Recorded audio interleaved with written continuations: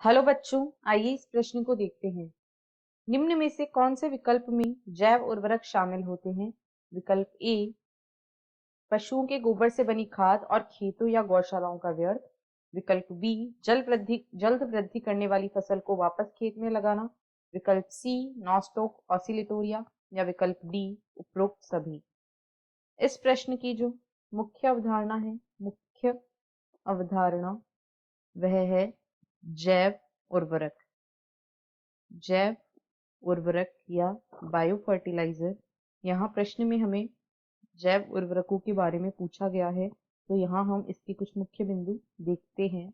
जैव उर्वरक ये सूक्ष्म जीव होते हैं, यानी जैव उर्वरकों में सूक्ष्म जीव शामिल होते हैं।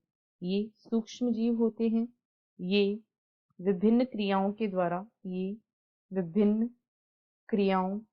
के द्वारा मृदा की पोषक गुणवत्ता को सुधारते हैं। मृदा की पोषक गुणवत्ता को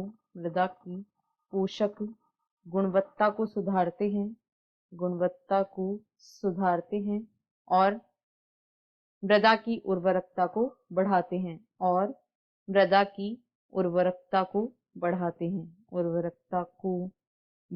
हैं। ये जीवाणु कवक अथवा साइनोबैक्टीरिया हो सकते हैं।